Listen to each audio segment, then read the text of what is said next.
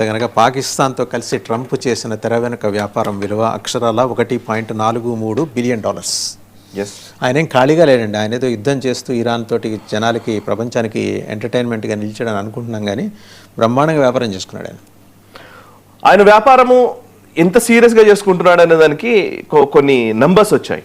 Basically మొన్న 2025 financial ఇయర్కి సంబంధించినటువంటి ఆయన ఆస్తులు ఎంత, ఆయన ఆదాయం ఎంత, ఆయన ఎంత అప్పులు ఉన్నాయి, వీటన్నిటికి సంబంధించి ఒక డిక్లరేషన్ ఇస్తారు. ఇప్పుడు మనం ఐటీ రిటర్న్స్ ఫైల్ చేసినట్టుగా అక్కడ అమెరికాలో డిక్లరేషన్ ఇవ్వాల్సి ఉంటుంది. డొనాల్డ్ ట్రంప్ తన డిక్లరేషన్లో పొందుపరిచినటువంటి నంబర్స్ చూసి అందరూ ఆశ్చర్యపోతున్నారు. ఇంతగా ఆశ్చర్యపోతున్నారు అని అంటే ప్రస్తుతం ఉన్నటువంటి ఆయన నంబర్స్ చెప్తాను నేను కొంత. 2024లో టోటల్ ఇన్కమ్ ఆయనకి $600 మిలియన్ ఆయన డిక్లేర్ చేశాడు. 2025కి వచ్చేసరికి $2.2 బిలియన్, $2.2 బిలియన్ ఈసారి డిక్లేర్ చేశాడు. $2.2 బిలియన్ లో కేవలం అంటే క్రిప్టో కరెన్సీ ద్వారా, క్రిప్టో మార్కెట్స్ ద్వారా $1.4 బిలియన్ ఆయనకు ఆదాయం వచ్చినట్టుగా ఆయనే డిక్లేర్ చేశాడు. $1.4 బిలియన్, $1.43 బిలియన్ క్రిప్టో కరెన్సీ ద్వారా ఆయన పొందినటువంటి డబ్బులు.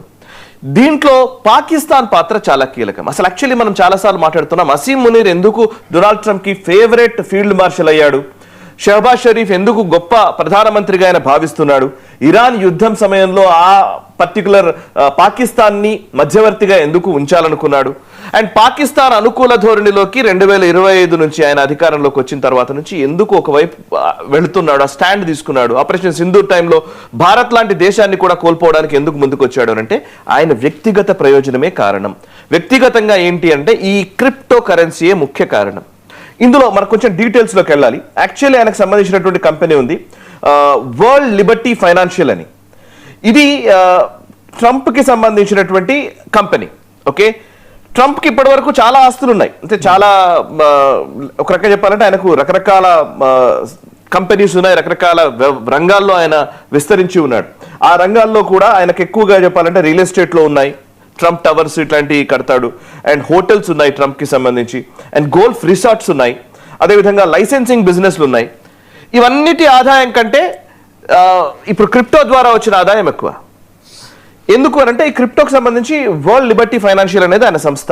ఈ సంస్థలో డొనాల్డ్ ట్రంప్ జూనియర్ కొడుకు ఎరిక్ ట్రంప్, అదేవిధంగా స్టీవ్ విట్కాఫ్ ఫ్యామిలీ మెంబర్స్, వీళ్ళందరూ ఈ కంపెనీలో భాగస్వాములు.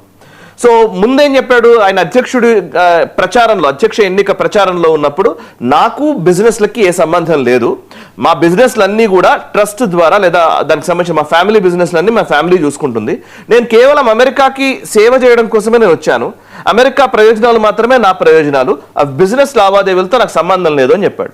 దీని ఏమంటారంటే అమెరికాలో, మన దగ్గర చాలా తక్కువ ఉంటుంది కానీ అమెరికాలో చాలా సీరియస్ అంశం ఏంటి అంటే కాన్ఫ్లిక్ట్ ఆఫ్ ఇంట్రెస్ట్. ఏదైనా ఒక ప్రభుత్వ విభాగంలో పనిచేసేటువంటి వ్యక్తి తన స్వలాభం కోసం లేదా తన కంపెనీల్లో లాభాల కోసమని ఏవైనా ప్రభుత్వపరమైన నిర్ణయాలు తీసుకున్నారంటే దాన్ని కాన్ఫ్లిక్ట్ ఆఫ్ ఇంట్రెస్ట్ కిందికి వస్తుంది.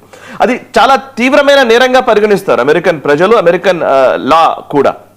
సో బట్ ఈయన అసలు కాన్ఫ్లిక్ట్ ఆఫ్ ఇంట్రెస్టే లేకుండా నేను చూసుకుంటానని చెప్పిన వ్యక్తి.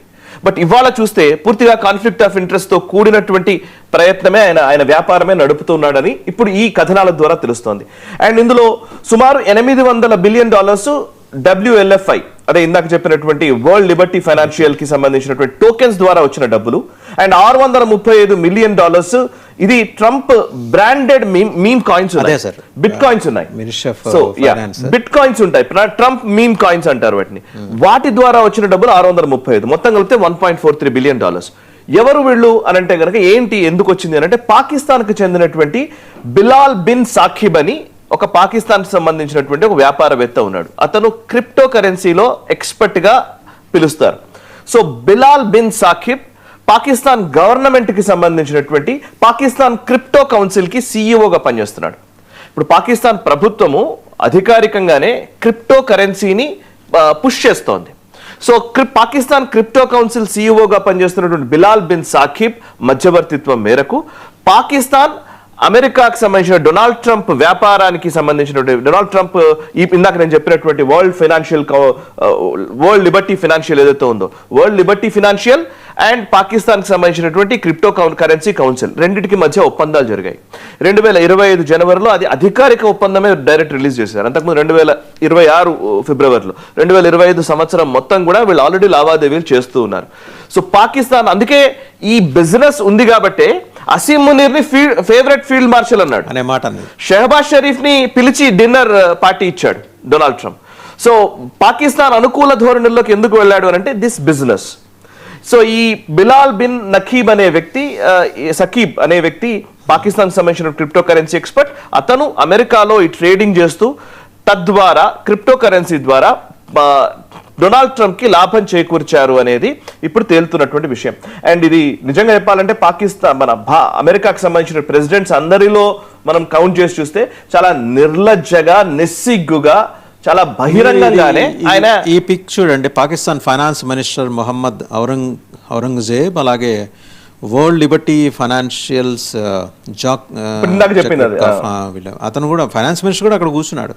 పాకిస్తాన్ ప్రభుత్వం ఇది క్రిప్టో కౌన్సిల్, పాకిస్తాన్ ప్రభుత్వము నడుపుతున్నటువంటి సంస్థనే ఈ పాకిస్తాన్ క్రిప్టో కౌన్సిల్. ఈ పాకిస్తాన్ క్రిప్టో కౌన్సిల్ అదే విధంగా అమెరికాకు చెందిన డొనాల్డ్ ట్రంప్ కంపెనీకి మధ్య ఒప్పందం జరిగింది. ఆ ఒప్పందంలో భాగంగా పాకిస్తాన్ ఆర్థిక శాఖ మంత్రి అక్కడ పాల్గొన్నాడు. ఆ పిక్ చూస్తే మీకు ఆశ్చర్యం అనిపిస్తుంది. అతను అదే ఫీల్డ్ మార్షల్, పోనీ ఫీల్డ్ మార్షల్ చేతులు వెనక్కి కట్టుకొని నుంచున్నాడు, పక్కన షెహబాజ్ షరీఫ్ నుంచున్నాడు. అవును, దౌర్భాగ్యం కాకపోతే వాళ్ళు అది ఎలాంటి దేశమైనా అదొక దేశం, దానికి వాళ్ళిద్దరూ నడిపిస్తున్నారని వాళ్ళు భావిస్తుంటారు. వాళ్ళు నుంచున్నారు, వ్యాపారాలు చేసుకున్న వాళ్ళు కింద సంతకాలు పెట్టుకుంటూ కూర్చున్నారు. గౌరవం కూడా ఇవ్వలేదు అక్కడ, అసలు ఏం లేదు వాళ్ళకి. ఆ సిగ్గు ఎక్కడ ఉంటుంది అసలు? అమెరికా ఆ రోజు పిలవడమే చాలా ఎక్కువ కదా. షెహబాజ్ షరీఫ్ ని అండ్ అసీం మునీర్ ని వైట్ హౌస్ కి పిలవడము అని అంటే అసలు అది ఒక పెద్ద విషయంగా వాళ్ళు భావిస్తారు. సో వాళ్ళు పాకిస్తాన్ దేశము, పరువు, దేశానికి ఉండాల్సినటువంటి ఒక గౌరవము, ప్రతిష్ట ఇవేవి వాళ్ళకి వర్తించవు. అది ఒకసారి ఆ జెస్చర్ చూడండి. మేము మొత్తం ముగ్గురం అండి, ఏదో మీ సంతోషం అన్నట్టు నుంచున్నాడు. కరెక్ట్, ఏమైనా ఇస్తే తీసుకెళ్ళి వెళ్తాం అన్నట్టు. కరెక్ట్. సో ఇది మాత్రమే కాదు సార్, ఇంకో కొన్ని కీలకమైన అంశాలు ఉన్నాయి ఇందులో. పాకిస్తాన్ క్రిప్టో కౌన్సిల్ కి సంబంధించినటువంటి ఇందాక నేను చెప్పినటువంటి ఈ బిలాల్ బిన్ సాకిబ్ ద్వారా వచ్చినటువంటి లాభం ఒకవైపు, రెండోది ఏంటంటే సరే అవన్నీ ఇప్పుడు డిక్లరేషన్ లో పొందుపరచలేదు, నెక్స్ట్ ఇయర్ డిక్లరేషన్ లో మనం చూస్తాం, నెక్స్ట్ ఇయర్ లో చూస్తాం. ఎందుకంటే 2026 ఫిబ్రవరి నెలలో కదా ఇప్పుడు ఈ యుద్ధం మొదలు పెట్టింది. ఫిబ్రవరి 28 నుంచి 28 రోజు స్ట్రైక్ మొదలు పెట్టారు. ఇరాన్ యుద్ధం టైంలో కూడా మనం ఎన్నోసార్లు డిస్కస్ చేశాం. వీళ్ళు ఏం చేస్తారంటే డొనాల్డ్ ట్రంప్ కి సంబంధించిన ఇన్వెస్ట్మెంట్ ఫర్మ్స్ ఇవన్నీ ఉన్నాయి. ఈవెన్ డొనాల్డ్ ట్రంప్ మాత్రమే కాదు, డిపార్ట్మెంట్ ఆఫ్ వార్ ఏదైతే ఇప్పుడు వాళ్ళు డిపార్ట్మెంట్ ఆఫ్ డిఫెన్స్ ని డిపార్ట్మెంట్ ఆఫ్ వార్ అని మార్చారు. ఆ పర్టికులర్ పీట్ హెగ్సెత్ ఉన్నాడు కదా దానికి హెడ్ చేసినటువంటి పీట్ హెగ్సెత్ అయితే మొన్న మధ్యనే ఈ ఇరాన్ యుద్ధం జరుగుతున్న టైంలో కొన్ని ఇన్వెస్ట్మెంట్ ఫండింగ్ ఏజెన్సీస్ తోటి లేదా కొన్ని ఈ ముఖ్యంగా స్టాక్ మార్కెట్స్ ని ప్రభావితం చేసే ఏజెన్సీస్ తోటి ఒప్పందం చేసుకున్నాడు అనే వార్తా కథనం కూడా వచ్చింది రాయిటర్స్ లో. అండ్ ఇప్పుడు రీసెంట్ గా డొనాల్డ్ ట్రంప్ కి సంబంధించి ఆయన ఎప్పుడు కూడా ఇరాన్ యుద్ధం సమయంలో మనం చూస్తే ఈ 2-3 నెలల్లో ఆయన సరిగ్గా వీకెండ్స్ లో అటాక్స్ చేస్తాడు. అండ్ మళ్ళీ కరెక్ట్ గా చెప్పాలంటే వీకెండ్స్ కి ముందు అంటే కరెక్ట్ గా స్టాక్ మార్కెట్స్ నడవని రోజు అటాక్స్ చేస్తాడు. నడిచిన రోజు స్టాక్ మార్కెట్స్ మొదలైన రోజు అన్ని పాజిటివ్ సిగ్నల్స్ ఇస్తాడు. అయిపోయింది డీల్, ఇంకో గంటలో డీల్ మీద సంతకం పెట్టబోతున్నాము, ఇంకా బాగుంది, మై ఫ్రెండ్లీ కంట్రీ, అది ఇదని మాట్లాడుతుంటాడు. అంటే అందులో ఎప్పుడు అయినా కానీ అంటే ఆయన మాట్లాడే మాటలు కూడా ఏంటంటే ఒకసారి పాజిటివ్ స్టేట్మెంట్ ఇస్తాడు, ఒక 2-3 గంటల వ్యవధిలోనే మళ్ళీ ఒక నెగటివ్ స్టేట్మెంట్ ఇస్తాడు. ఈ పాజిటివ్ నెగటివ్ స్టేట్మెంట్స్ ఇస్తూ ఉన్న ప్రతిసారి stock markets ups and downs అవుతూ ఉంటాయి, పెరుగుతుంటాయి, తగ్గుతూ ఉంటాయి. ఈ తగ్గినప్పుడు స్టాక్స్ ని కొనుక్కుంటారు. ఎవరు కొంటారు? ఈ డొనాల్డ్ ట్రంప్ కి సంబంధించినటువంటి టీం ఉంటుంది వెనకాల, ఈ వాళ్ళు స్టాక్స్ కొనుక్కుంటారు. కొనుక్కొని మళ్ళీ ఎప్పుడైతే పెరుగుతాయో అప్పుడు అమ్మేస్తారు. మళ్ళీ పడిపోయే ముందు మళ్ళీ వాళ్ళకి తెలుస్తుంది అంటే లాభాలు ఎప్పుడు వస్తాయి, నష్టాలు ఎప్పుడు వస్తాయి అనే దాన్ని బేస్ చేసుకొని విపరీతమైన ట్రేడింగ్ జరుగుతోంది. ఆ ట్రేడింగ్ లో ఎంత లాభం వచ్చింది డొనాల్డ్ ట్రంప్ కి అనేది మనం నెక్స్ట్ ఫైనాన్షియల్ అసెస్మెంట్ లోనో లేకపోతే వాటిల్లోనో మనం చూడబోతున్నాం. ఆయన కంపెనీ అంటే అమెరికాలో ఉండేటువంటి ఒక అడ్వాంటేజ్ ఏంటంటే అమెరికాలో ఏదైనా సరే ట్రాన్స్పరెంట్ గానే ఉంటాయి. ఆఖరికి మధ్యవర్తిత్వాలు, లాబింగ్ చేసేటువంటి సంస్థలు కూడా అక్కడ ఉంటాయి. ఫర్ ఎగ్జాంపుల్ డొనాల్డ్ ట్రంప్ కి ఇంకొక పర్టికులర్ దేశానికి సంబంధించిన అధినేతకి మధ్య సంబంధాలు కొంచెం పాజిటివ్ గా ఉండే విధంగా లాబీ చేయడానికి కొన్ని సంస్థలు అక్కడ ఉంటాయి. ఆ లాబీ సంస్థలకు కూడా వాళ్ళు సరిగ్గా టాక్సేషన్ చేస్తారు, వాళ్ళు ఫైలింగ్స్ చేస్తారు, పలానా వాడి కోసం మేము లాబీ చేశామని కూడా బహిరంగంగా ప్రకటిస్తారు అమెరికాలో. మన దగ్గర లాగా వెనకాల లోపాయికారి ఒప్పందాలు చాలా తక్కువ. బట్ అక్కడ అన్ని లాబింగ్ ఇస్ అఫీషియల్ కదండి, అక్కడ అఫీషియల్ గా ఉంటాయి. లాబింగ్ ఇస్ అఫీషియల్, ఇది ఒక నేరం లాగా చూస్తాం, బ్రోకరేజ్ అన్నట్టు చూస్తాం ఇక్కడ. ఎగ్జాక్ట్లీ. సో అక్కడ లాబీ కంపెనీలు కూడా ఉంటాయి. కాబట్టి ఇప్పుడు ఫర్ ఎగ్జాంపుల్ డొనాల్డ్ ట్రంప్ కూడా ఈ రోజు ఆయన ఎంత డబ్బు సంపాదించాడు, ఏం చేశాడు, ఇవన్నీ కూడా అఫీషియల్ గా బయటకు వచ్చిన రోజు మనకు తెలుస్తుంది. ఈ ఇరాన్ యుద్ధం వల్ల అటు ఇరాన్ నష్టపోవచ్చు, అమెరికన్ ఇండస్ట్రియల్ కాంప్లెక్స్ ఏదైతే మిలిటరీ ఇండస్ట్రియల్ కాంప్లెక్స్ దీని నుంచి డబ్బులు నష్టపడవచ్చు. కానీ డొనాల్డ్ ట్రంప్ వ్యక్తిగతంగా ఎంత